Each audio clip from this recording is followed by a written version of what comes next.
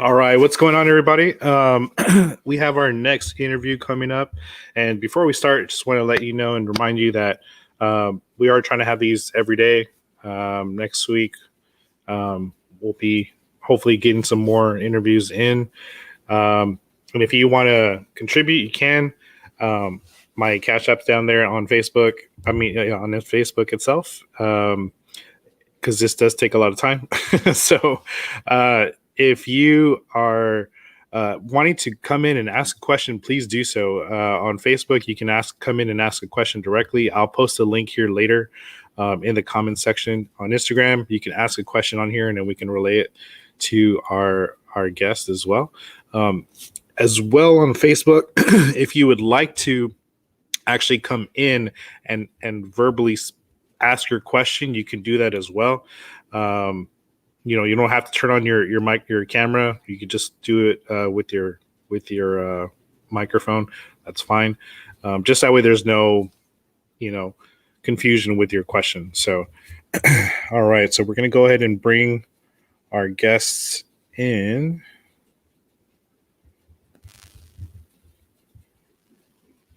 Okay, give me a second. Uh-oh. All right. Oh, there we go. I got it. Oh, yeah. Okay, that sounds better. All right. There we go. We'll see how that works. Right. That worked for a while. All right. So go ahead and introduce yourself. Sure. Eric, thanks for having me today. My name is Ezra Johnson, and I am running for San Antonio City Council in District 10. Just a little bit about me. I always like to start out by saying that I grew up here in San Antonio. I'm a proud graduate of Edison High School, where I graduated as valedictorian in 1994. I'm also a proud graduate of the University of Texas at Austin, where I got a music education degree. I spent several years as a public school teacher in the San Antonio Independent School District, teaching music and STEM courses. There, and then I went to law school at St. Mary's University here in San Antonio, where I graduated the valedictorian of my law school class also in 2008. Oh, nice. Since then, I've been an attorney, have experience, both owning and running a small business. Recently, I became an administrative law judge with the Railroad Commission of Texas. That's kind of my work history, my education history. I also do various other things that call community service into my life. I'm the president of the El Dorado Neighborhood Association. Well, I'm sorry, the El Dorado Homes Association. I want to get that right. Been the president of the Homes Association off and on for about 4 years. I'm an adjunct professor of law at St. Mary's University. I teach Texas criminal procedure to the law students, so I have some direct experience with criminal justice.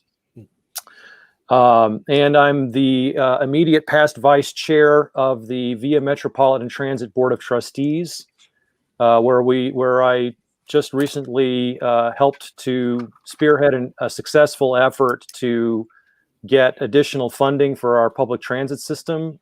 Via was and still is, frankly, the most underfunded public transit agency in the state of Texas, given its size. And we made a concerted effort during my time on the board to change that. We had too many people who rely on public transit in San Antonio who were waiting too long to be able to access the system. It wasn't as convenient as it should be. With the COVID crisis, that was really brought into sharp relief, where we have essential workers who were reliant upon public transit, who needed a more convenient system to make it easier for them to get to work. So that's the story we told to the voters of San Antonio, and we got that passed with 67% of the vote citywide. We got that, and including in District 10. In District 10, we had 63% of District 10 residents supported our initiative to make the system more convenient for its riders and make it more convenient for other people who might want to use it in the future. Yeah. And with that, I mean, there was a lot of talk, I think it was last year, 2 years ago, where they were saying there wasn't enough riders, implement or using the bus system. So, I mean, where is the confusion there? Well, I wouldn't say it's confusion. The system-wide before COVID, VIA was serving 35 million passenger trips per year. We only have a few hundred vehicles, so just from a mathematics perspective, if you take 35 million passenger trips and divide that out, over several hundred vehicles, that's tens of thousands of trips per vehicle per year. We had plenty of riders, but certainly we wanted more. We want the system. VIA wanted the system to be much more convenient, so not only the people that rely on it would have an easier time, but it would also encourage other folks that have other transportation options to maybe consider VIA. The biggest improvement that we're going to see in the system over the next several years is the frequency of service. If you look at studies of traffic, of transportation and public transit, you ask people, what would it take for you to consider using public transit if you have an alternative to it, if you have a vehicle? And it's always about time. People who have a vehicle don't want to wait to take a bus. The criticism you always get is, the trip that would take me 20 minutes in a car is going to take me over an hour on the bus. Right. Yeah. Well, the easiest way to fix that is to run more buses. So we're going to be dropping. I need to get out of that habit because I've now rolled off. No worries. VIA is going to be dropping the frequency of its routes. We had a lot of routes that were running only once per hour. If you missed the bus, you were going to have to wait another hour before another one showed up. Now it's going to be 30 minutes, 20 minutes, and in a lot of cases, it's going to be 15 minutes or less. And when you look at studies, if you can get the bus frequency to 15 minutes or less, the desirability of transit goes way up. We saw that we reduced a lot of route frequencies recently. You want to know the one route that really saw the biggest bump in percentage? It wasn't dropping the time from an hour to 30 minutes, and it wasn't dropping the time from 30 minutes to 20 minutes. The biggest percentage increase we saw was reducing a route that was already running every 15 minutes to 12. Just that 3-minute adjustment saw a 27% increase in ridership. So, we know how to increase ridership on our public transit system, and that's making it more convenient for people, and that's what VIA is going to do. Definitely. Now, one of the things that I want to know personally, because in District 10 we have Vlink, and was it a pilot program? I believe it was, and then so why or are there any plans or how is it doing right now, and maybe thoughts going forward on putting it in better, not better areas of the neighborhood, but as far as in lower income neighborhoods, because a lot of people were kind of like, well, why isn't it here? You know what I mean? Especially on the south side or things like that, where there might be a little bit more frequent usage. But I mean, obviously you guys are probably seeing a little bit more data with who's using it and what, right. But are there any, future plans to go forward with that? Because I mean, it seems convenient, because it's kind of like Uber. Yeah, no, absolutely. I'm personally very proud of Vlink because when we implemented that as a pilot project, there was nothing at that scale that had been done in a city the size of San Antonio before. We are one of the very first. VIA was on the cutting edge of putting that program into place. And that's part of what I'm proud of, because, you know, it's very easy and comfortable when you're trying to look at a new program as well. Has anybody else done it before? And does it work before we, you know, take the leap?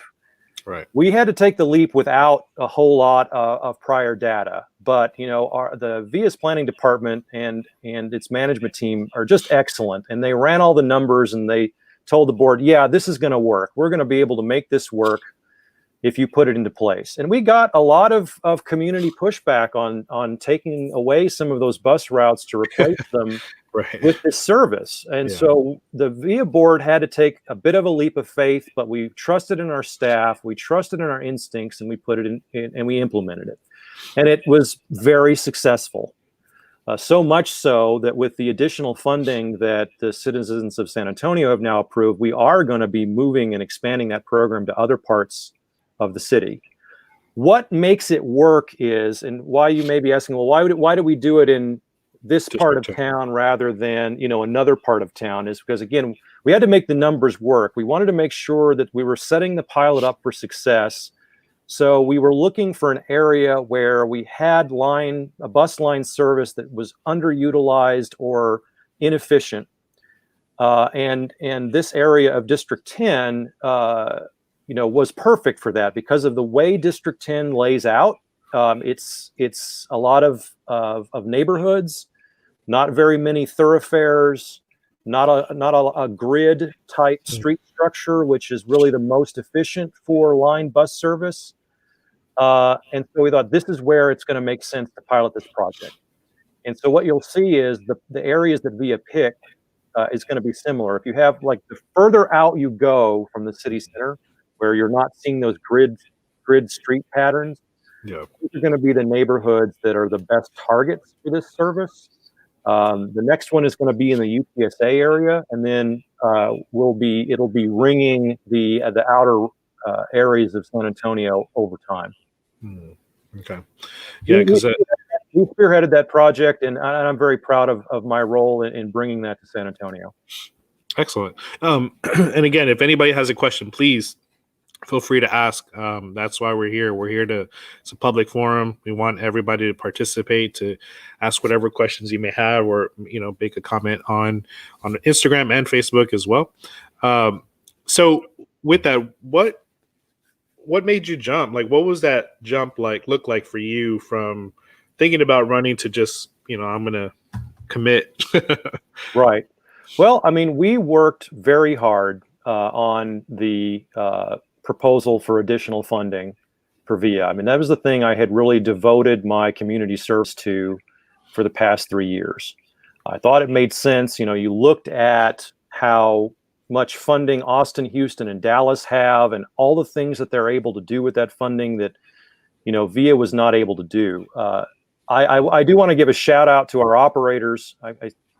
I'm not going to break the habit. I'm going to just say we and our until, but I'll just say we and our for the time being. I hope VIA doesn't mind. You know, I want to shout out to our operators and our maintenance crews who, you know, figured out how to squeeze every last dollar till it hurts. You know, a lot of transit systems, they have a certain life expectancy for their vehicles before they junk them and get new ones. Because of VIA's amazing maintenance teams, we have one of the longest service life protocols for our vehicles of any transportation agency in the country, and that's all due to them. So we were stretching every dollar that we possibly could, but we still had all these routes that are running an hour, and people are, you know, it's taking them 2 hours to get to work. That's just simply unacceptable. I devoted myself to my motivation was, you know, when I wake up in the morning, there is somebody that is already sitting on a bench at a bus terminal at a transit center somewhere who has been up an hour before me and probably has an hour to go. And I want to give that person time back, because there's nothing more valuable than time. My focus, what I volunteered to do was to focus on District 10, to raise awareness of the issue in District 10. And that was successful. We got, as I said, 63% of District 10 residents voted in favor of that. Well, Mr. Perry fought us every step of the way. And at some point, I got to the point where it's like, this is something that we need to move the city forward for everybody. He also fought against the Pre-K for SA initiative. He also fought against the Workforce Development Initiative, which also passed with overwhelming majorities. It became clear to me that, the incumbent is out of touch, I think, with the priorities of actual voters in District 10. And I think it's time to give those folks some representation. I'm also concerned that, and we saw this yesterday, yet again, Mr. Perry is at the losing end of a 10-1 vote. There is no consensus that is being built to get things done for District 10. Mr. Perry is on an island. He's completely isolated. He's holding us back. I have a completely different approach, I think, to council and the purpose of council. I believe that District 10 succeeds when the entire city succeeds. And therefore, when we collaborate and we work together, then District 10 is going to be much better off than it is now. So that's what motivated me to run again. Gotcha. And with that, there are some things that I have, obviously we've all seen with Councilman Perry that, he has voted, in opposite or for something, and it's usually either him and maybe like one or two other ones. But do you think, could it just be that he's trying to have, like, so to say, like an integrity towards it, or is it more of a, he just wants to go against something? Because some of these things that people don't bring to light is the wording on some of these initiatives or these items, and sometimes we're not getting the full picture of it. It's like, oh well, I don't know. Does that make sense? Kind of it does. I have spent my career thinking and working with policy, and as an attorney and now a judge, thinking and working with the wording of laws and ordinances. That's something that is very, very important to me, and it's something that I take very seriously. I don't think that Mr. Perry's opposition is principled a lot of the time, because what I don't hear him offering is his alternative. Oh, okay. All I hear is, here's why we can't do something. I never hear his typical response to things is, I think I'm in favor of this, but if you just did it a little bit differently, but for that fact, I can't support it. But I never hear him offer his alternative. It's just no without his own plan. Gotcha. I would have a lot more respect for his position if he would be offering alternatives to other people's plans. You can't just say no to everything without offering your own alternative. So until I see that from him, no, I don't think that he's taking any kind of principled stand. Good. Okay. Now, as far as, and again, just to make sure to remind everybody, you can ask a question. Please jump in and ask a question. And let me actually put the link here on Facebook Live. So that way, if you want to come in, you can. Just let us know you're going to come in first before just jumping in. So there is the link. So now, as far as with everything going on with the homeless situation, especially here in D10, right there by where is it? By Morgan's Wonderland in that area, there's a big problem there. What obviously it seems like we're throwing money at the situation. That's not working, right? And that's wasn't going to work in the beginning. So what would be your plan to try to combat this situation? Well, I would start out by saying I don't think we're throwing a whole lot of money at this problem, at least not from the city's perspective. I mean, there's a big community effort that we're working on here, but I think the city could frankly be doing more. and should be doing more. I think me and Mr. Perry had this argument back in 2017, and we offered very different visions for how to handle the homelessness situation, both in District 10 and the city as a whole. I said we've got to start tackling this in a way that's different than what we've been doing, because clearly what we've been doing hasn't worked before. As long as we continue to treat homelessness as primarily a law enforcement issue, which is what Mr. Perry wants to do, then, and we're not addressing the root causes of homelessness, then, we're going to continue to see this be a problem. The other thing that I think we need to start thinking about is that there are roughly speaking, there are two different homelessness communities, people who are experiencing homelessness. We have the chronic homelessness, people that are experiencing homelessness chronically, and people that are experiencing it situationally. The vast, vast, vast majority of people who experience homelessness are experiencing it situationally. The folks experiencing it in a chronic fashion is a very, very tiny percentage of the total group. And so if we keep focusing all of our energies entirely on and trying to build policies entirely around folks who are experiencing homelessness chronically, then we're not going to really ever be able to address the root causes. People that are experiencing homelessness situationally, need access to shelter as quickly as possible. And so I think we need to be doing more to get people into shelter quickly.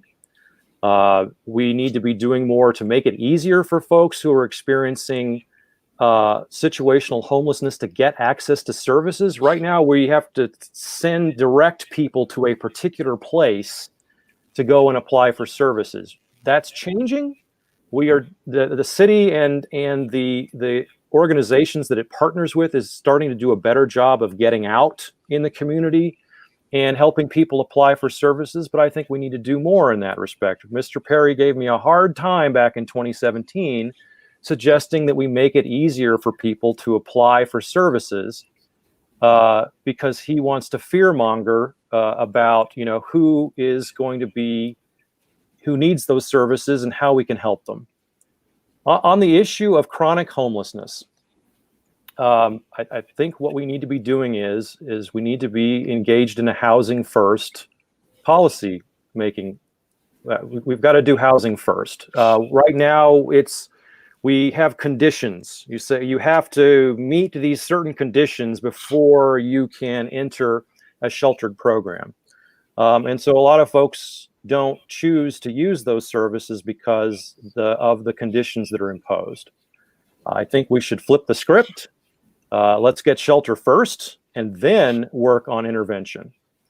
And I want to be clear here. Some folks think that by advocating for shelter first and then worrying about intervention later, that we're not worrying about intervention. I certainly, we need to have comprehensive wraparound services for folks that are experiencing chronic homelessness, because that's the most challenging population. That's the most challenging group to keep them housed and to keep them from going back to a homelessness situation. We have to have intensive interventions with those folks. We need to have more social workers working their cases. We need to have programs that teach life skills. It's not about, once we get them housed, we need to work on how they can stay housed. That's not going to work if we just say, here's a place to stay and, we're done with you. And the last thing I would say about that is, we know that housing first policies work, and here's why. Because San Antonio was experiencing chronic veteran homelessness several years ago, and Ivy Taylor made it a priority to end veteran homelessness in San Antonio and implemented a housing first policy for veterans experiencing homelessness. And by doing that, we have effectively ended veteran homelessness in the city of San Antonio. Of course, there's folks continue to experience homelessness due to the economic situation. But as far as our veteran population is concerned, we know that housing first policies work. We know that they're cost effective. You know, if you're always treating homelessness as a mitigation issue, as a law enforcement issue, you know, we are spending a lot more money with interdiction and, you know, taking folks and potentially, you know, having to house them in the county jail. That's not addressing the root causes of the problem. It's a lot more expensive to feed and house folks through our law enforcement services. So that's what I think we need to do to address the root causes of homelessness. Well, and I know the big one that I was constantly hearing, you know, during my campaign last year is people didn't want to go to Haven for Hope because of the safety issue. So what do you say to that issue? Most of what I've heard, and again, this is anecdotal, but what I have seen from folks about Haven is that it's not necessarily the safety issue. It's the preconditions that are imposed. And sometimes it's difficulty getting there because and let me be clear. I think Haven for Hope is a great program. It's being copied in cities all across the country. I think it provides a vital service. I don't think it's doing what we need to do on chronic homelessness, because we're continuing to experience chronic homelessness in San Antonio, and we're continuing to see that population. You know, it's pretty much stayed the same. It's maybe grown a little bit here and there, but it's mostly stayed the same. So I mean, that's what I'd say about Haven. I think, though, that the other thing is, if people are worried about, if there is a legitimate concern about safety of the courtyard, I guess we're specifically talking about the courtyard here, because there are multiple programs at Haven where you can then transition into housing. You know, if we have people who are given an individual place to be, then of course that is the safest and most secure way to end chronic homelessness in San Antonio. Mm-hmm. Yeah, and I think it was the fact that there were people saying that there were just people in there that that were either violent or you know, and these are people that actually have had, you know, people in there, and so there was a lot of these stories that, you know, and again, I don't know if they're, you know, 100%, you know, true, or how rampant this problem is, but there was an issue with safety and you know, the safety of children or of families comparatively with who's there as well. So I mean, that was one of the concerns of people not wanting to go to Haven for Hope. Well, and yes, certainly perceptions about services are going to prevent people from trying to access those services. And what that speaks to me is that we're not doing enough to either reach out or make it easier to explain to folks who are experiencing homelessness, whether situationally or otherwise, about what programs are available. You know, there are separate programs that are available for families. And are we doing enough to shelter families? Probably not. Are we doing enough to make it easy for families to apply for services? Probably not. You know, and I see the question here, and again, this is something I want to push back on as much as I can. Oops, hold on. My Instagram, my very fancy tripod here failed. The folks that supposedly do not want help, there have been multiple studies and multiple polls of the folks who are, again, we're talking specifically about folks experiencing chronic homelessness as opposed to situational homelessness. And this was reinforced by the study that was just released by the consultant group that the city hired to do exactly this, to go out and survey San Antonio's homeless population, the folks experiencing homelessness, and see what they think. And the folks who do not want help comprise a tiny, tiny, tiny minority. We're talking 1% to 2% of the population. if we were to base public policy on what 1 or 2% of the proposed, of the group that we want to help, then we would never do anything. And so with that though, and I know I've been hearing this, constantly. And why hire somebody from San Francisco that has such a high homeless population to begin with already? There's kickback on that as well, because it's like, well, why are you hiring these people that, you know what I mean? And that's where the confusion is, especially with the people that are getting upset, was why spend more money to hiring this group that is from that area, and why not ask people that are already here to begin with, and maybe that are already doing the outreach already in the city? Well, I think I know that nobody has time to go read a report of this time, but the report that is actually quite extensive, and you'll see that what this group did was they actually interviewed not only folks in San Antonio that are experiencing homelessness, but they went and talked to every one of our service providers and said, okay, what do you think is the root cause of this problem? What would you recommend that the city do?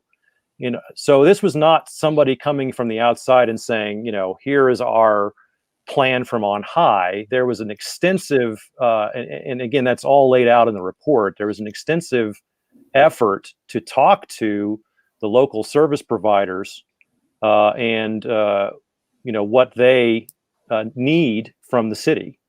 And I don't understand what the relevance is, where a consultant group happens to be from, what their area of expertise is. I don't know what relevance that has to the efficacy of their work. I would point out that this group is recommending the housing first type approach that I've been talking about for at least the last 4 years. And they've recommended the same thing to the city of San Francisco, and the city of San Francisco can't or won't implement that program. I think that's driven in large part by San Francisco's extremely high cost of living. It would be difficult for the city to purchase the space necessary to create a housing first program. But I think that's a bit of a red herring to suggest that somebody from San Francisco can't give us good advice.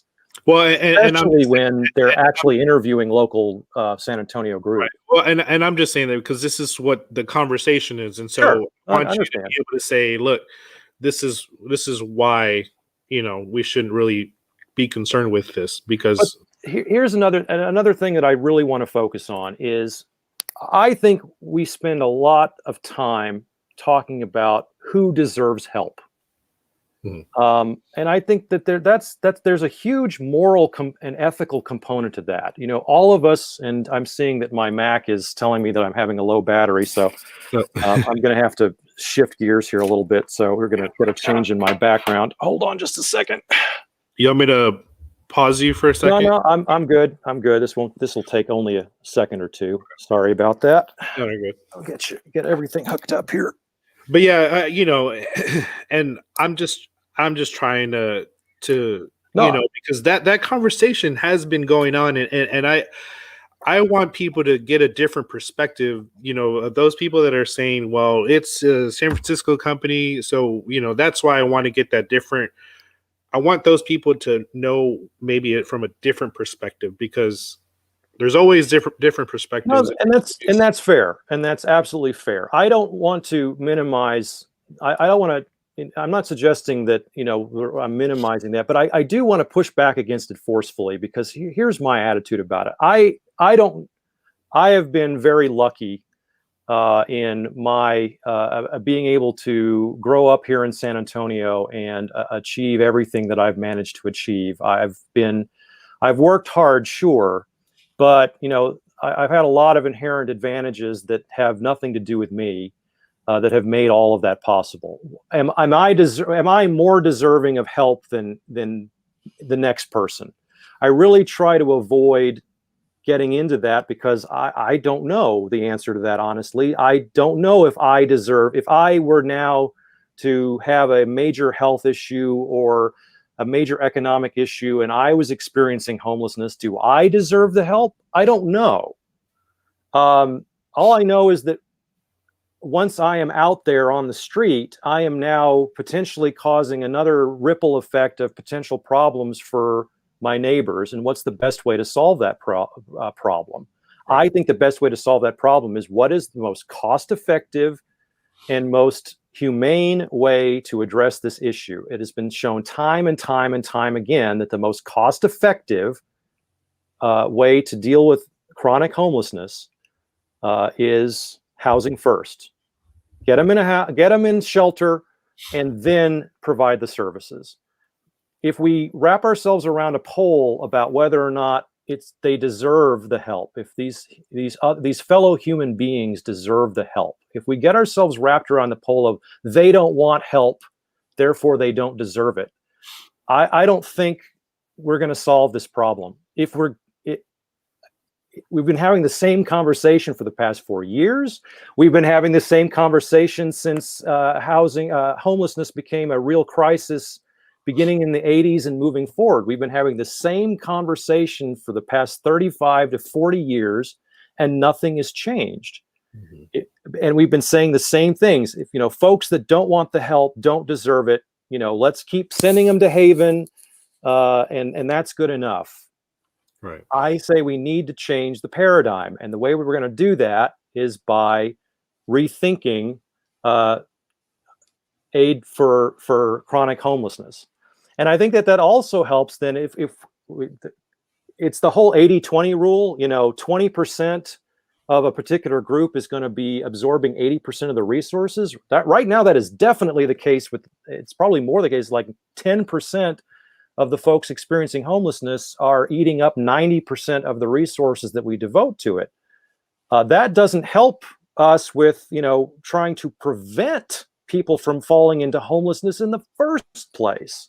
Right. And so I really think that this is the right approach. I don't want to minimize the folks who feel like, we're giving people a free ride, but I just look at it from a dollars and cents perspective, and it seems clear to me. Somebody said once, you got the old adage of, give a man a fish and he eats for a day, teach a man a fish, he eats for a lifetime. And somebody said, well, you can give a man a fish and teach him to fish at the same time. It's hard to learn how to fish when you're starving. Right. So, that's the way I approach these things. Or not have the proper equipment or resources to Right.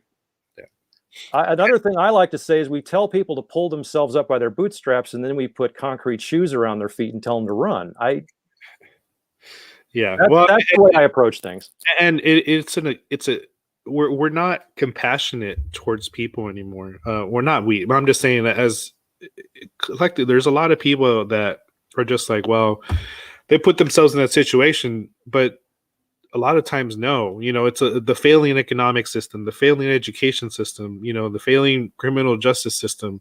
I mean, all these things hand in hand are creating this problem, especially of people of color. And that's something that we're not addressing, some people thrive, some people get through it. But at the end of the day, I mean, we need to have compassion towards another. I mean, that's. Well, and again, I talk about being lucky. So, when I have very strong memories as a small child. My father lost his job back in the recession of the early 80s. My mom was a stay-at-home mom. My parents did not have college degrees. He lost his job, and I remember back in the day, food stamps were actual food stamps. They were the red Liberty Bell stamps. And I remember seeing them for a first time when my parents were paying for our groceries with, food stamps. I remember that very clearly. And, with that help, though, my father was then able to go back and get his college degree with a lot of help. And then my mother was able to get her college degree after he was done. And our family's experiences changed dramatically because we had that opportunity. And that's why I say I really don't like to get wrapped up on who's deserving of what, because if my family wouldn't have had that handout and hand up, I don't know where I'd be today. Right. And the fact that some folks are able to thrive and other folks not doesn't mean that we should give up on them. It means we should try harder. Yeah.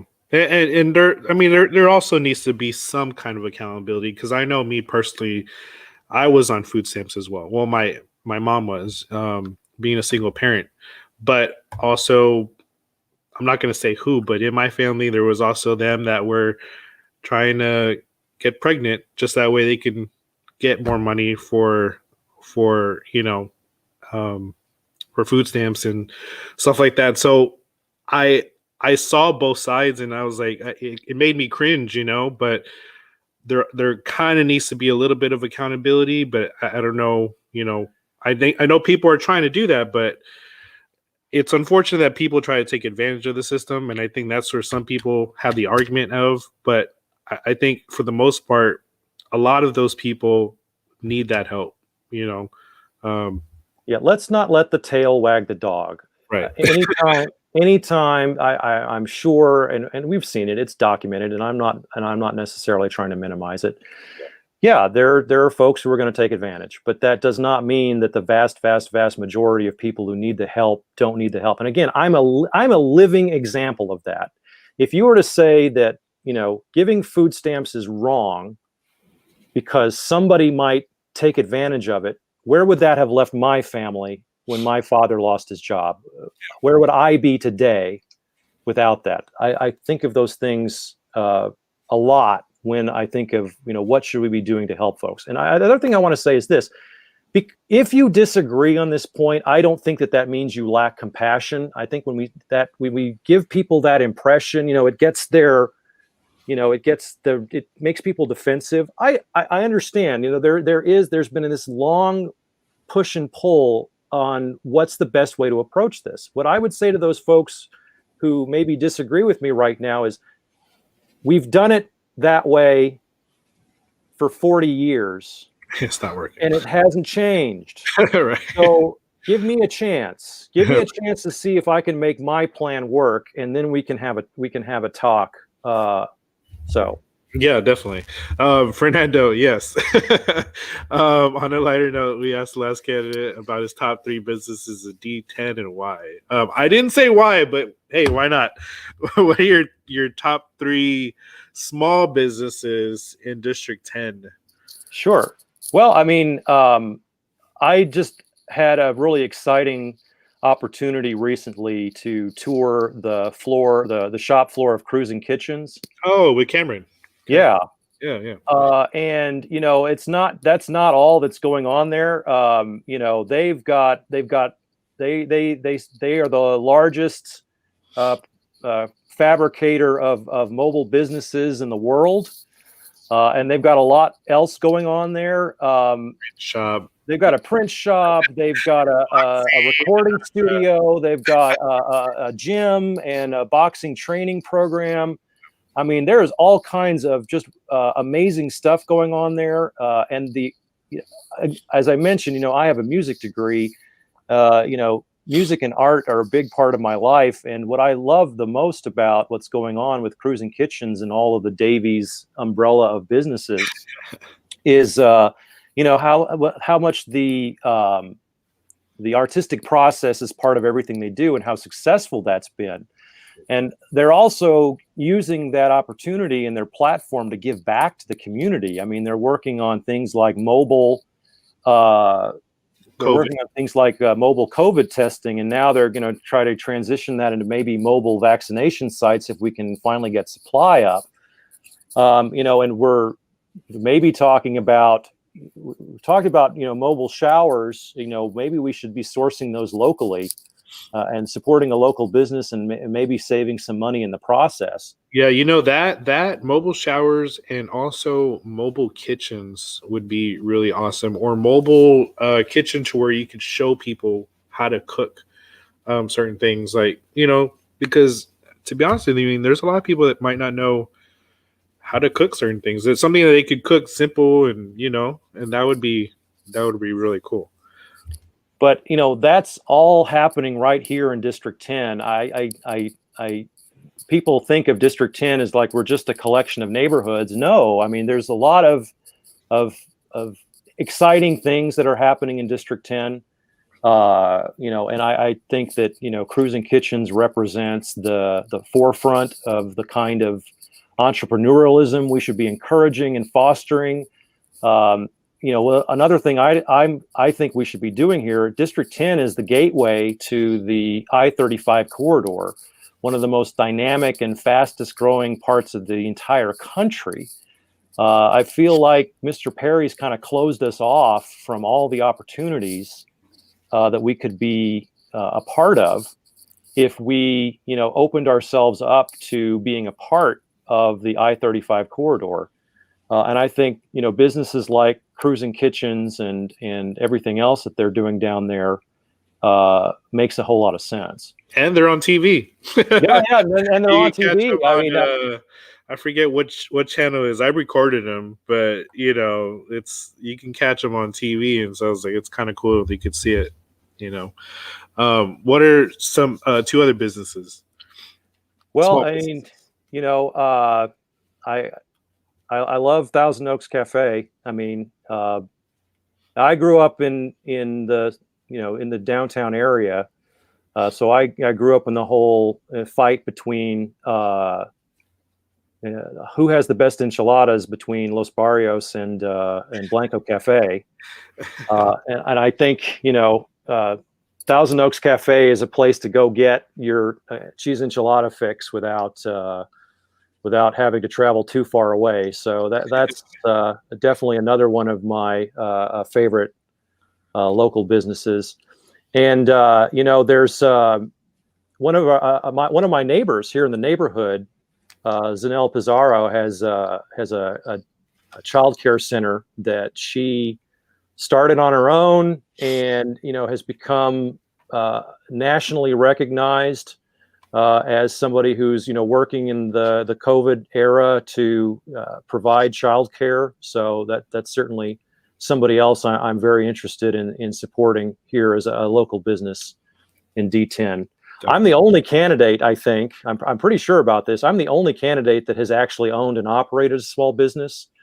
Small business is very important to me. I've actually had to meet a payroll and worry about benefits. I was proud of the fact that, in the law firm that I was the managing partner of, all of our employees were, paid well above the minimum wage. $20 an hour was starting salary for most of our employees. We had 401k match. We had full benefits that vested very quickly after starting the hire. Full dental, vision, medical, the whole package. Yeah. That was important to me. I want to practice what I preach, and so paid sick leave. I mean, even our receptionist had 3 weeks of paid personal leave. That was important to us, and that was a struggle because insurance plans are changing all the time, and the plan that you depended on, suddenly that's become way too expensive, and you got to go shop around for another plan. But we always managed to shop around and find a way to make sure that all of our employees had full benefits, and were paid well above minimum wage. Definitely. So what would be the first item of business you would like to accomplish, that you would like to just start on as soon as if you get elected into office? Well, so the question on the screen is, how would I be able to start on day one? I think that is what differentiates me from the other folks in this race. I am ready to start on day one. As the immediate past vice chair of the VIA Metropolitan Transit Board of Trustees, I have direct experience with the same format of government that we have on City Council. VIA works exactly the same way as the City Council does. You have a board. Essentially, the council is the board that sets policy, and then the staff implements that policy and brings matters to the council or the board for their consideration. I have, 3 years of direct experience working in collaboration with a board and dedicated staff to get things done. At VIA, not only did we implement the Uber-like VIA Link, and not only did we get additional funding for the system, but we upgraded many of our existing facilities. We added hundreds of bus shelters. We did all of that without raising fares. I was very adamant that we at least hold the line on fares and see if we could actually bring them down. And we did. We were able to actually reduce transfer fees, to nothing, which means that you don't have to pay for a transfer on the bus anymore, which effectively reduced fares for the vast majority of the people who rely upon the system. So I can take that direct experience and, I can apply that to council, and I can start on day one. And again, the other experience that I have as an educator, as a small business owner, as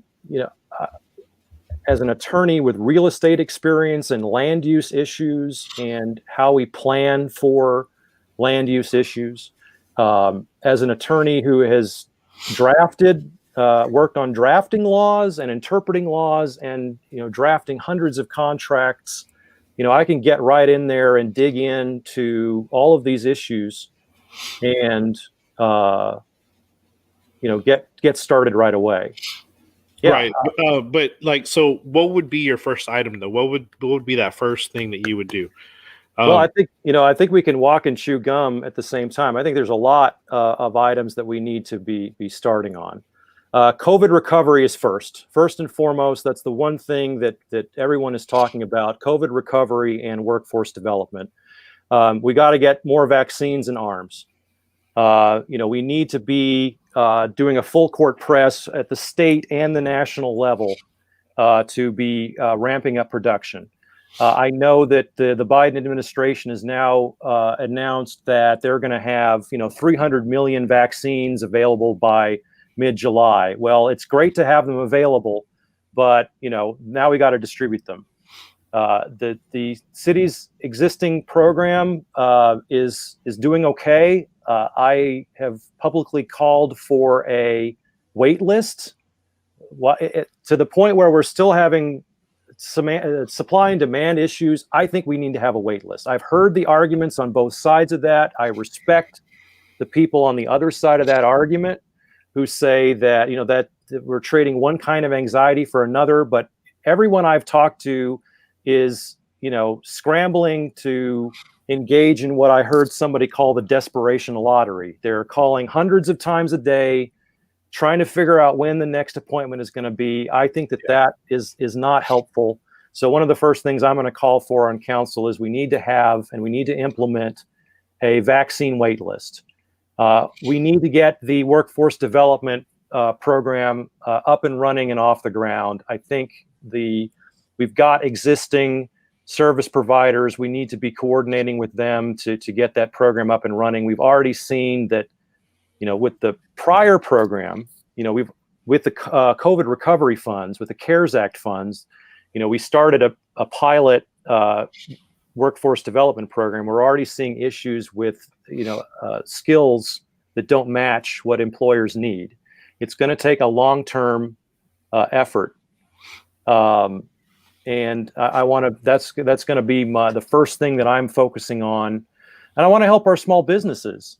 We need to get more aid to small businesses. We need to keep people in their homes. We need to do everything that we can to avoid, further economic consequences. My opponent says that he's for small businesses, but he's barely lifted a finger to do anything to help them. And in fact, when I'm talking to small business owners, they want to, make sure that their employees can get to work. And a lot of the small business owners I've talked to, their employees rely on public transit to get to work. Mm-hmm. Mr. Perry hasn't helped that out at all. In fact, he's gone the other direction. So I want to be the true small business champion. We're going to get more aid for our struggling small businesses. We're going to get more aid for, folks who can't work. We're going to build a public transit system that works for everybody and make sure that everybody can, get to work on time. Those are going to be the things that I want to hit the ground running with doing. Excellent. William Long says, I live in District 10 and have unsuccessfully tried to work with the current council member to stop the drug dealers located on the gas stations at Loop-Fortin and Starcrest. What will you do, and how will you empower SAPD to do more sweeps?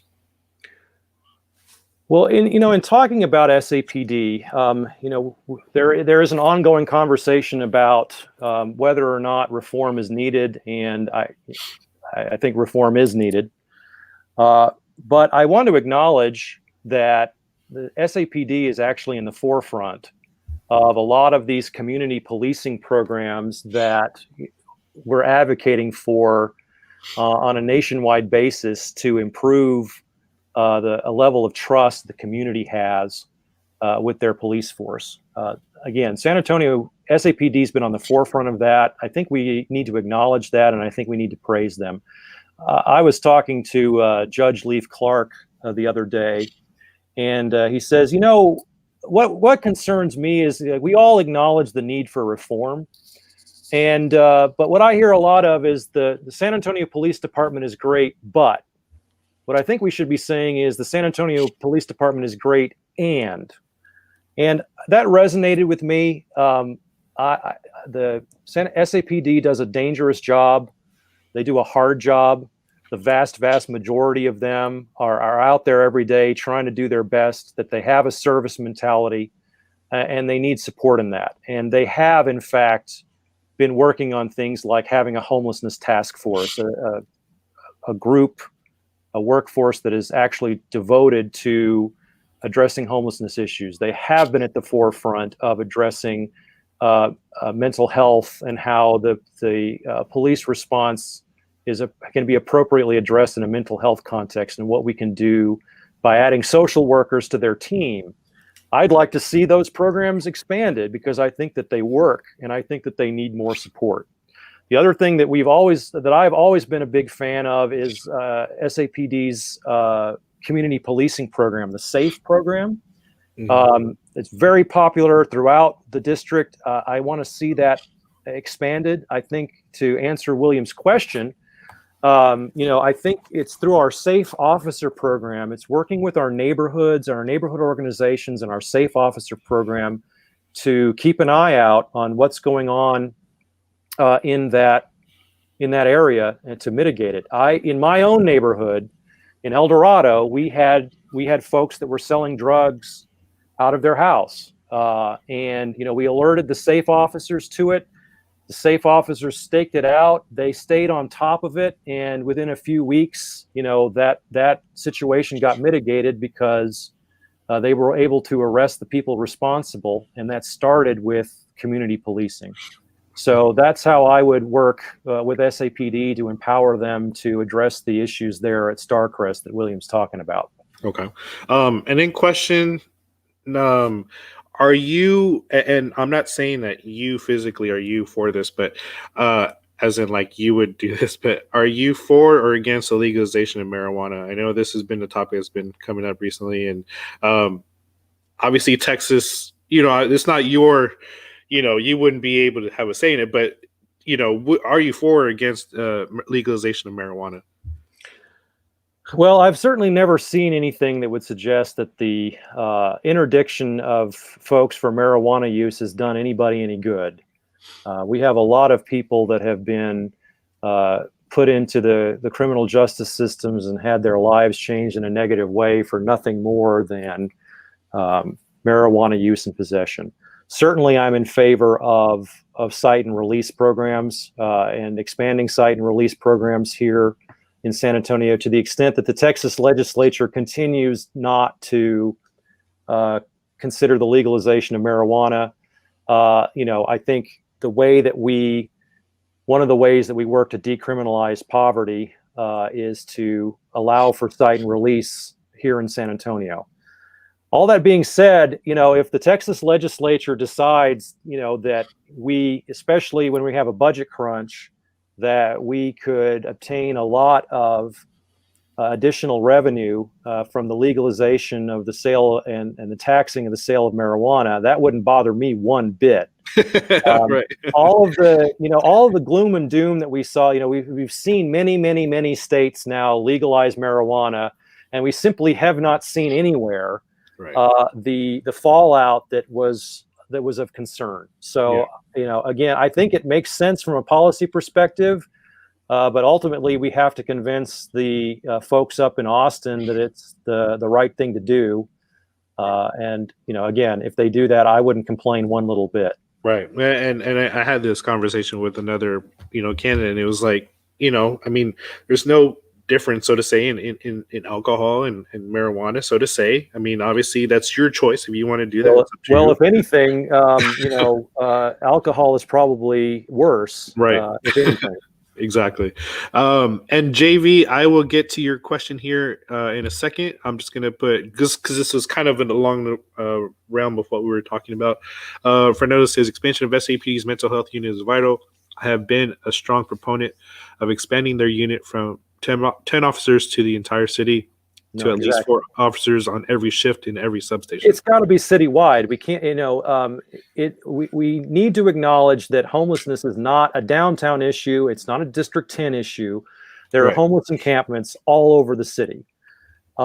We can't do that with just one mental health unit, because I haven't mentioned this, but and not to dwell on it too much, but the other aspect of chronic homelessness is mental health and addiction.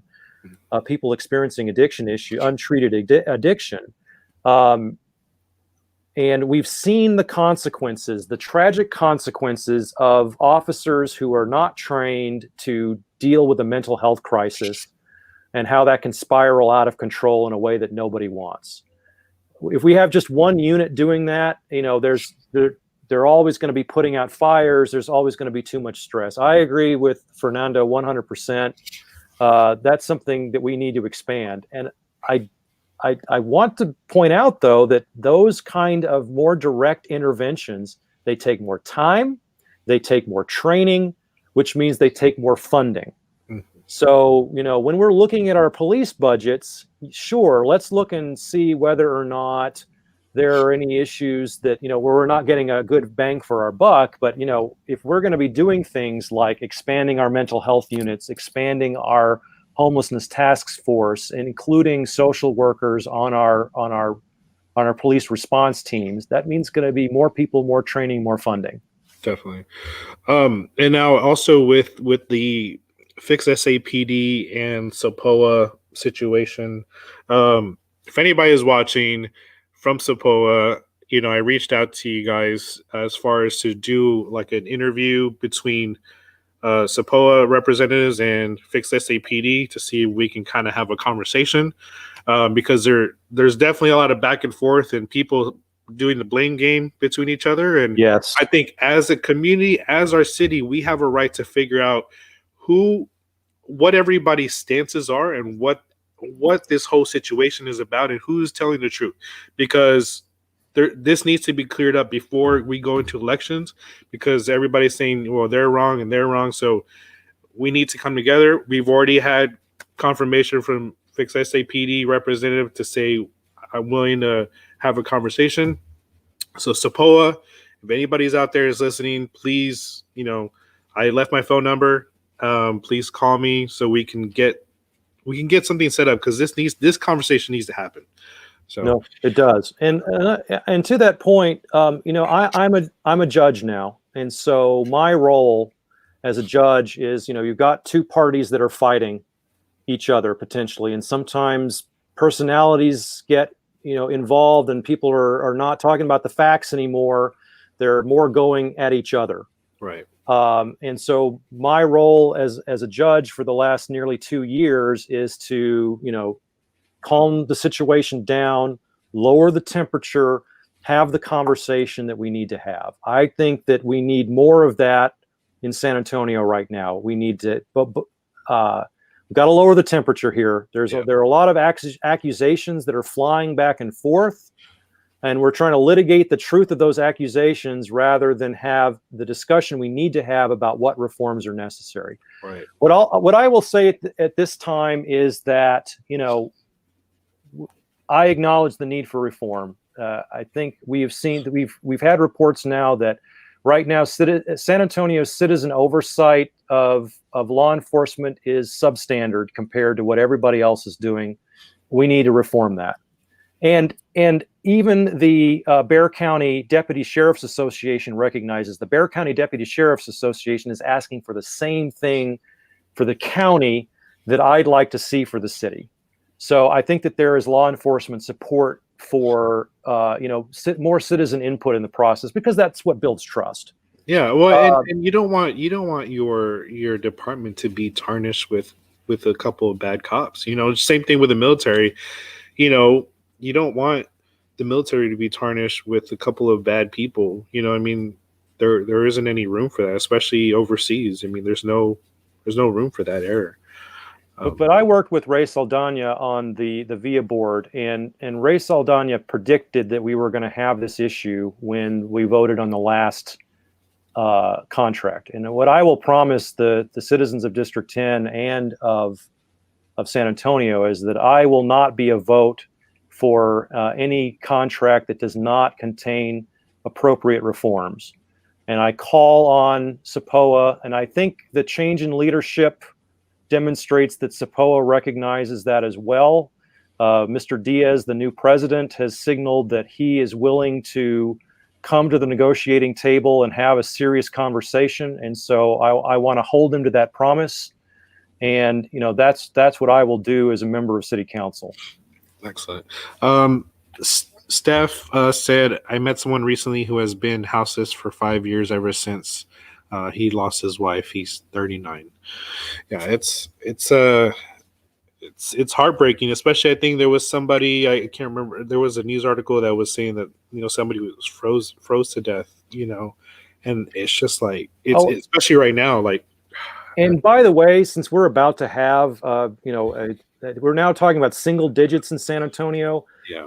I'm running out tonight, and I'm going to go buy a bunch more socks, and I'm going to try to get those socks and blankets. Right now are going to be very important, and try to get those in the hands of folks who can distribute them, because we're about to have a historic cold snap here, and I do worry about the folks who are out there right now and don't have a place to be.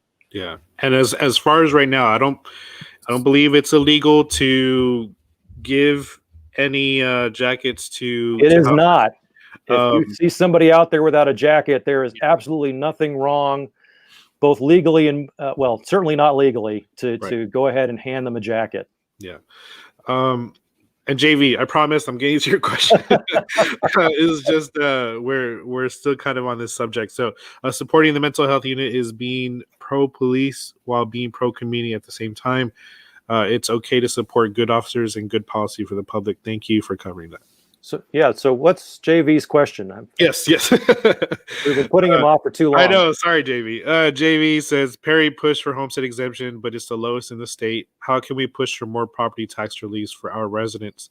Was his push just for more votes? Seems it was just a puff piece for his part with no substance. Yeah, I agree with that last part. It basically was probably for the average homeowner, San Antonio, it probably dropped your tax bill by less than $5 a month, if that. And the problem with these, the city relies upon something called tax reinvestment zones. Oh, yeah. Basically, how they work is that you have a targeted area that needs more development, more support. So you say, look, we're going to cap internally your property tax collection for this particular area. And every dollar that we bring in over that cap, we are going to focus it just in that particular area. When we do these, broad brush,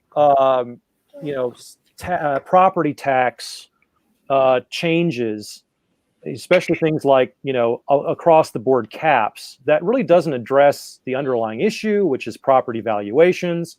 And it ultimately hurts us because we're hurting our tax increment reinvestment zones because they can't grow over and above that cap that we set to target tax dollars within the area that those tax dollars actually come from.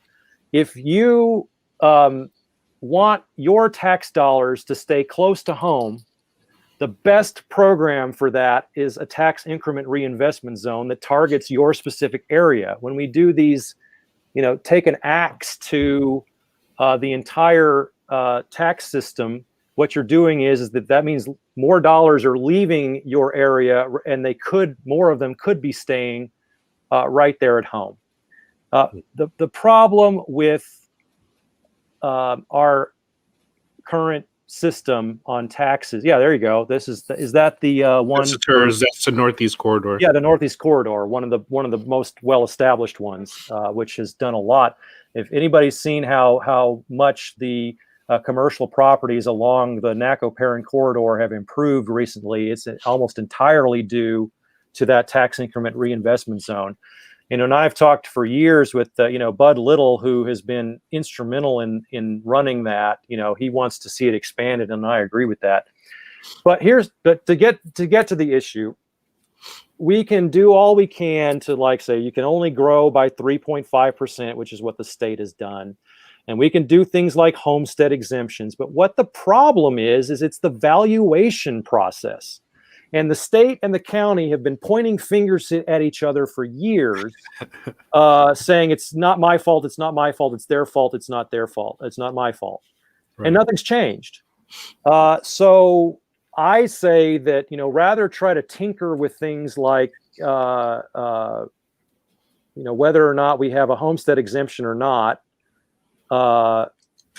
because if you actually look at, San Antonio's tax burden compared to other cities, it's all the same balloon. We just squeeze it in different places.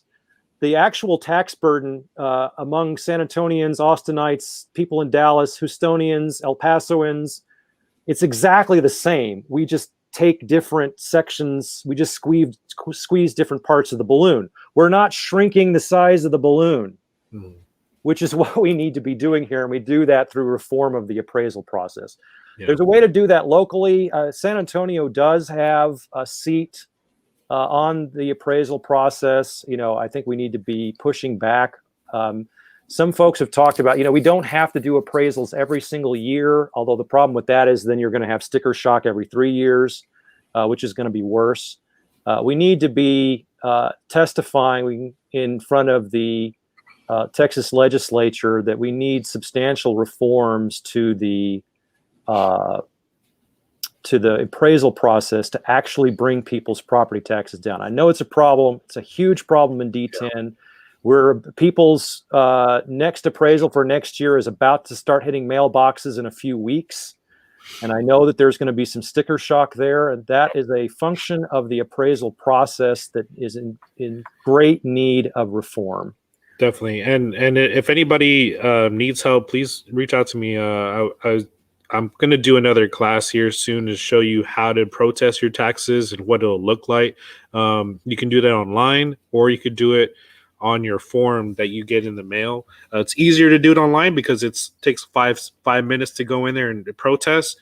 You reject the offer, they'll send you another offer, and you would reject that one, and then you go in for your formal hearing. And basically, oh yes. Well, I don't want to interrupt because that's vital. And anybody that's doing that is great. But the other thing I want to point out is this. Because of the strange nature of what COVID has done to our economy, right now, San Antonio's housing values are probably going to be much higher this year because demand is through the roof.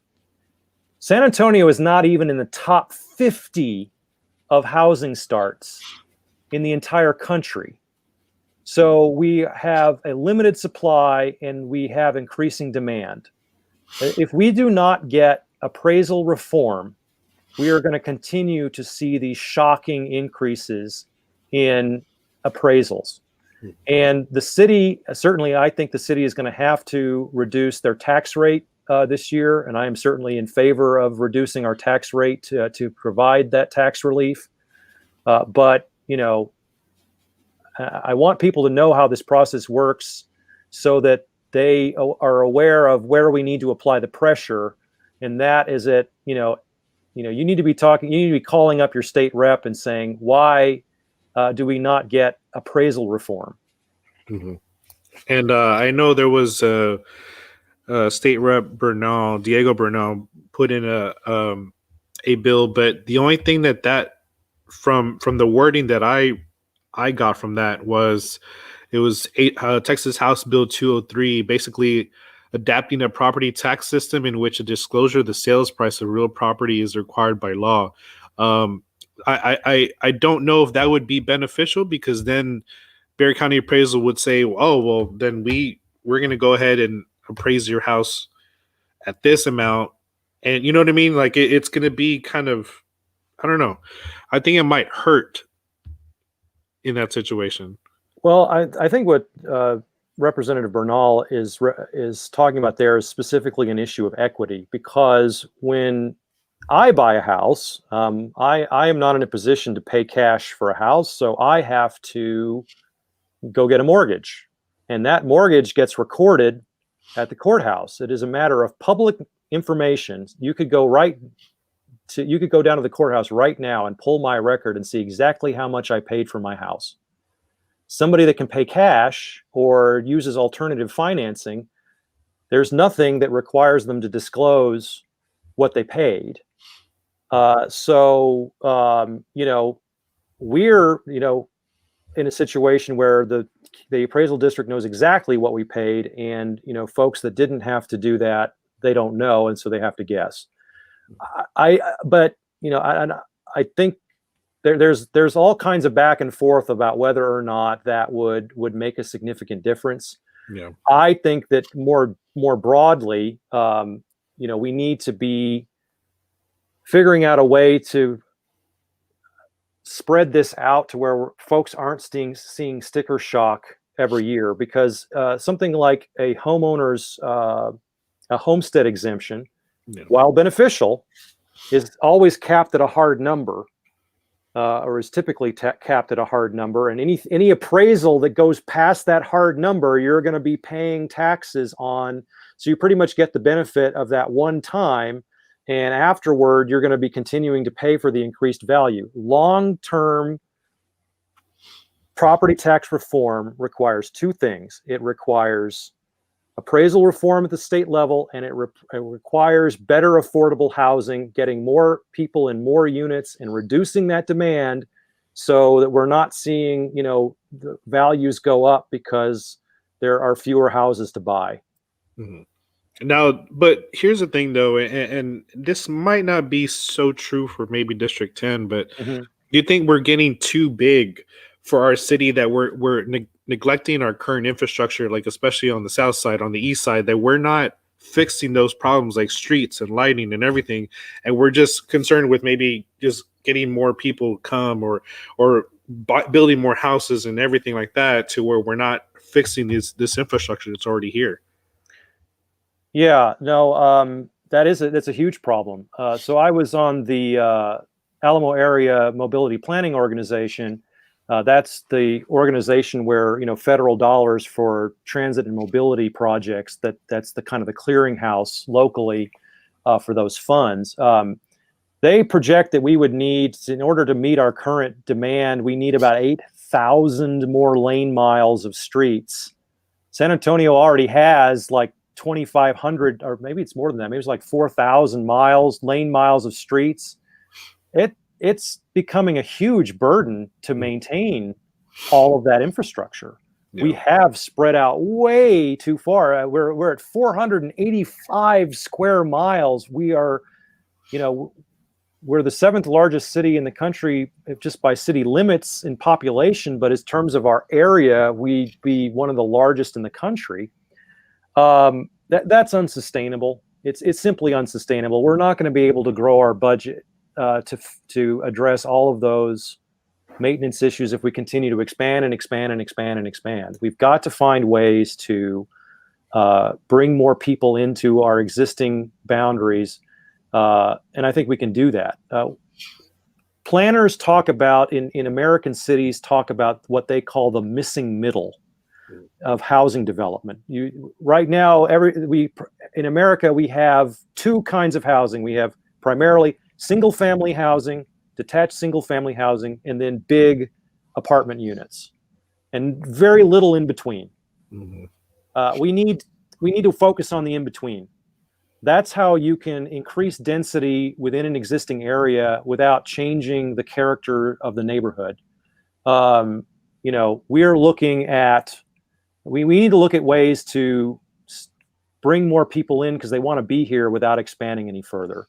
Right. I think there was also a question that popped up about, what can we do? What can I do that's different on COVID? I think the council offices need to be, how COVID's being overlooked by the current councilman. So I think the council offices can be more directly proactive. Certainly, I'm concerned about, it's difficult right now with COVID, but as we start working our way out of it, the council office for D10 right now is up in the high floors or the middle floors of an office building where it's on 410, you have to drive there, you have to get past, you have to go past a lobby, you have to go up the elevator. It's not very accessible, I think, to constituent services. I think we need to be, the district office needs to be more public facing. And I think we need to be getting out there and doing more to provide education and doing more to talk to our neighborhood organizations. I'm the president of my neighborhood association. We've continued to have our meetings via Zoom. Nobody from the council office has reached out to me to see if they want to provide some education to the folks who live in my neighborhood. I think we could be doing a lot more on that, and I think we could be providing more services to our community as we work through the COVID crisis. Right, definitely. JB, Cruising Kitchens could give us some mobile office. Hey, there you go. Cameron, if you're listening, let's do it, man. And then William Long says, what about D10, D2 partnerships? How can we work together with them to make our area better? Well, and that, the collaborative process, I think, is so important there. So the boundaries between districts are artificial. I've said it once or twice, and I'll say it a third or fourth time, or however many times it's been. District 10 will not succeed unless San Antonio succeeds as a whole. We rely upon what's going out in the broader community for District 10 residents to thrive. A lot of the challenges we're talking about, specifically on homelessness and other issues of housing affordability, we share District 10 shares a boundary with the northern end of District 2. So if we're talking about, mitigating and working to help folks who are experiencing homelessness along that boundary, we need to be coordinating with our colleagues in District 2 to have joint projects to address that issue. And of course, problems, and they don't stop at a particular boundary. They don't stay on Austin Highway. Those filter further out into the community. We need to be working together. Certainly, me and my team, and we've got a great team put together for this campaign, an experienced team. We're putting together citizen committees to help us out in our public advocacy. I want to focus my team and the citizens committees that we're forming to do these kind of D10, D2 partnerships, or a D10, D9 partnership, because we share a lot of a boundary with D2. We share some boundaries with D1. I will certainly make it a focus and that's another thing the incumbent is definitely not doing as part of both COVID outreach and other issues that we need to work through. I'm going to be working closely with my neighboring council colleagues to create teams that work together to address these problems. Definitely. Yeah, that's something that accessibility is, from what I'm hearing from almost every candidate that I've talked to, and that's from all districts. I mean, we're hearing a lot of accessibility issues, and we want people want to tackle that because they don't feel like the council people are accessible. There are a couple, and I know because they've actually like reached out back as well. But I mean, there's that accessibility thing. Cave and Slick says, "Hey Ezra, Andy and I are listening." And then this is District 10 in Facebook here. This is District 10, the map itself. You can see that it runs all the way out past 1604 Evans Road, all the way out to Lookout, and over by what's that place called? The I think there's that church out there that used to be the Verizon Amphitheater. Then it comes back to, well, actually no, it's before that, but there's Nacogdoches here, and it goes all the way down to where's Bog Parkway, past 35 down here. So I mean, it's a decent size district. 51 square miles. Yeah. So and then here, hold on, we have a question, I believe. JV says, "I'm happy with this guy, more substance than Cameron, and I will keep an eye for the other opponents, but so far he has been more educated on the issues and challenges and willing to work with other districts to make the city better, not the us versus them mentality that exists now."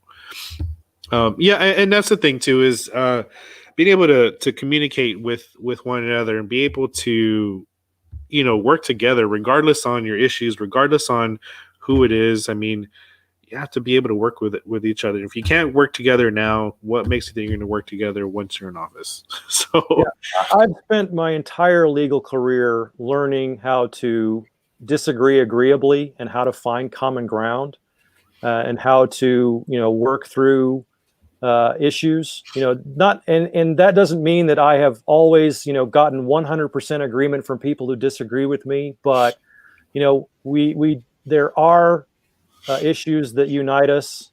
I think something that I've been saying is, we are a very divided country right now, and I think the way that we begin to heal is by working with each other locally. I've very much enjoyed the fact that I've worked with my board here in El Dorado to get a lot of great things done. I honestly don't know what the politics of my neighbors are who helped me on that board. Sean Courage is very fond of saying that there's no Democratic or Republican way to fill a pothole. I think that there's no Democratic or Republican way to talk to your neighbor and see what your neighbor's concerns are and what they'd like to see from city government. I think we still have that opportunity to bridge any divides, and I want to do what I can to make that possible. Awesome. And last question, would you be willing to look into ranked choice voting and ranked choice voting for anybody who's yes anybody yes.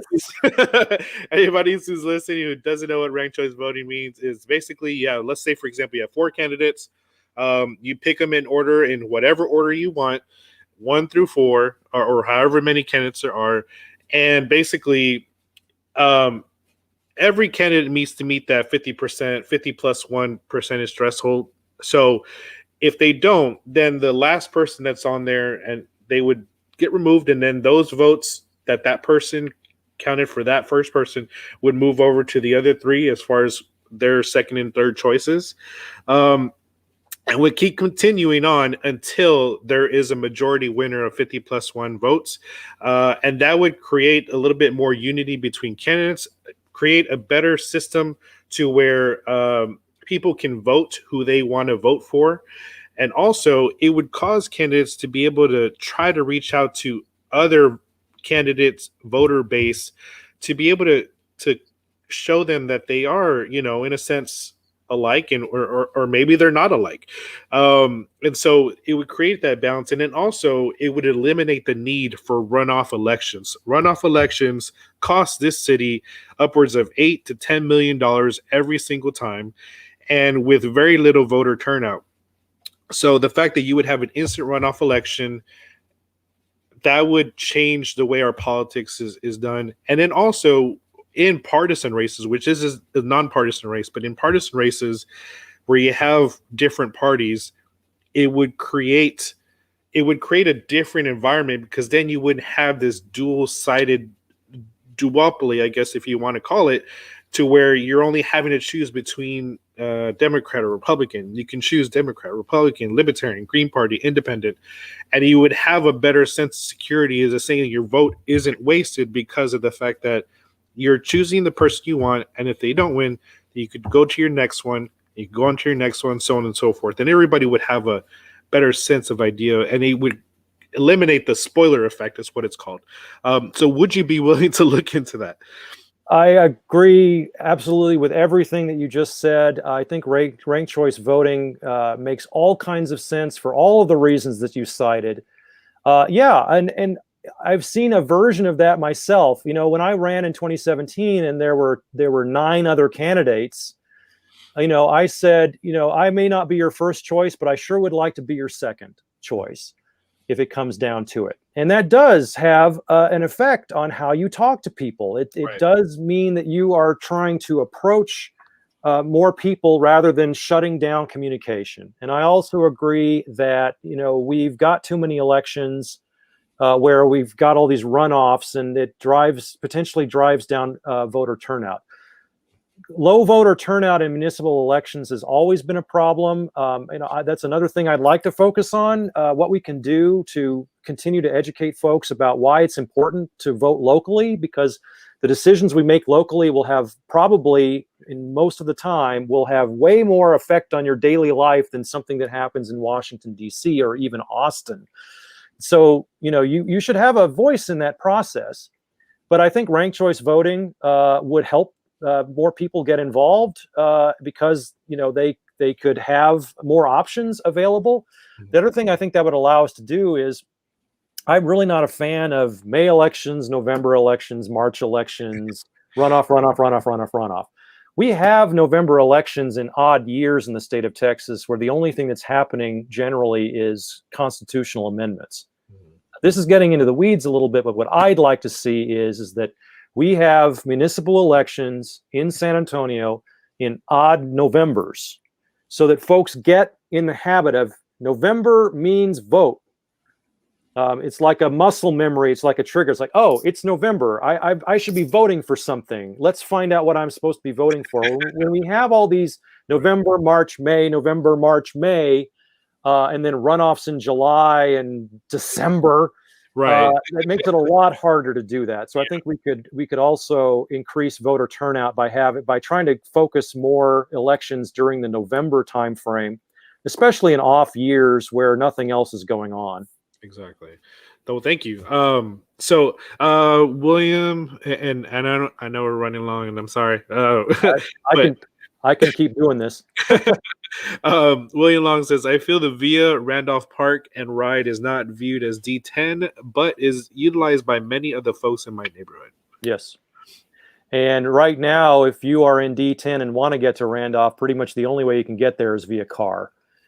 Certainly, as we ramp up I say we again, but as Via ramps up the Via Link program, hopefully they'll be tying more into those transit centers and making the Randolph Park and Ride more accessible to people in District 10. Because right now it's really not. If you're walking, the only way is you can drive and park, and that's great. But and the other thing is that Via is going to be doing substantial upgrades to the Randolph Park and Ride. One of the things I'm proud of is I went out to Randolph Park and Ride one day and noticed that there was, other than a couple of little trees, there was really no shading for the wait area. So I asked, to include at least one more shade. So if anybody was out there waiting for a bus rather than waiting inside, which is a little further away, that they would have more shade than just the trees that were there. But anyway, that facility is going to get major upgrades. I also want to announce that, we're going to have phone banking opportunities for anybody that wants to volunteer for the campaign and help us out, get our message out. We've got, phone banks this weekend.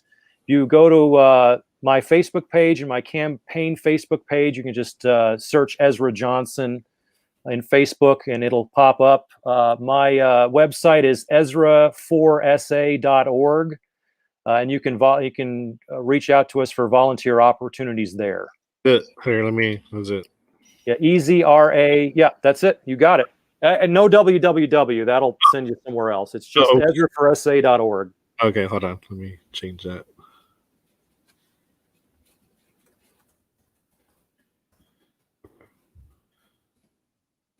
All right.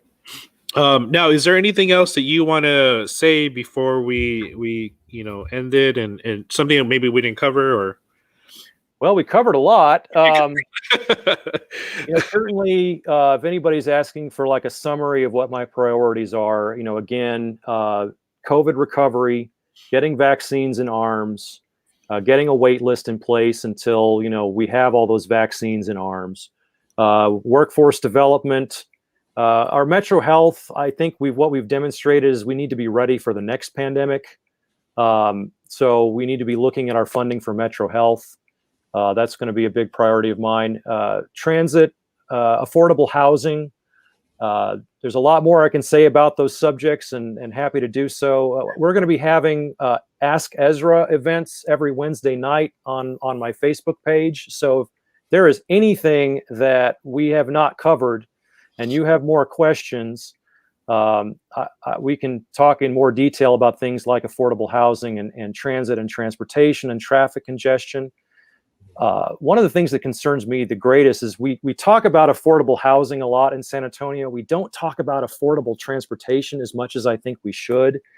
In a big, sprawling city like San Antonio, we have a pay-to-play economy. You don't get to play unless you can pay for a car. We need to address that. What's contributing to people's housing cost burdens is the fact that 75% of San Antonians are spending 25% or more of their income on vehicles. So you add that to their housing burden, and now you got your transportation burden. It's a big problem, and we need to be doing more to address it.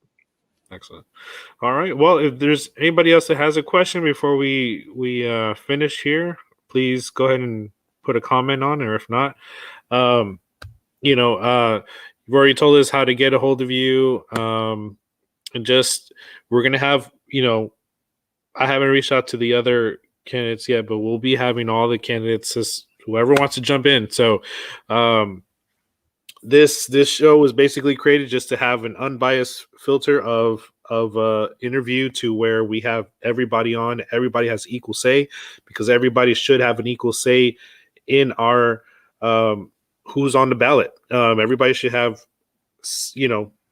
a showing of who's going to be on their ballot, and nobody should be left out, regardless of how much money you raise or how much, whatever it is, because that seems to be a reason why some news organizations don't reach out to all the candidates. So, Fernando said there is a local organization that fixes vehicles pro bono due to COVID. It's stopped, but I'm sure it can be expanded. Do you know what organization it is, Fernando?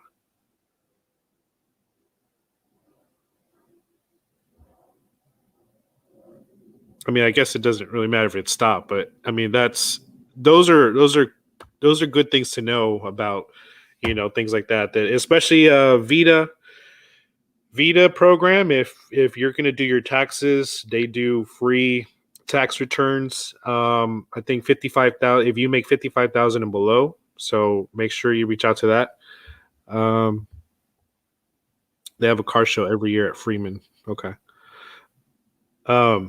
So yeah, I mean, definitely, we have to have resources like that, and it's always good to reach out and get some of those resources. But thank you, Ezra. I appreciate you coming on. Look forward to what's going to happen, in the future, and hopefully we just get some good leadership and get exactly what we need in this city and this district as well.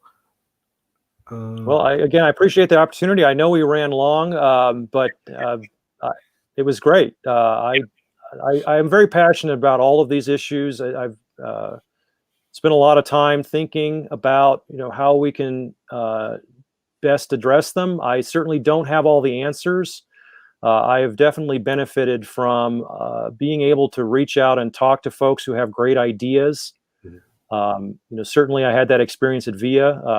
I did not have all the ideas, and I don't pretend to have all the ideas, but I consider it important to reach out and talk to as many people as possible, because you never know who's going to have the next great idea. Exactly. All right. Well, thank you everybody for joining. Thank you for joining on Instagram, Facebook, and all the questions. And just keep an eye out for your ballot. Ask those questions. Ask the questions that need to be asked, that you are concerned about from the candidates, because if we don't ask, they will not know. And if we don't ask, you won't know what their positions are. Do not just be biased on name recognition, on what they're doing. We need to hold everybody accountable for what they're doing, and to continue to hold people accountable and ask those tough questions. Fernando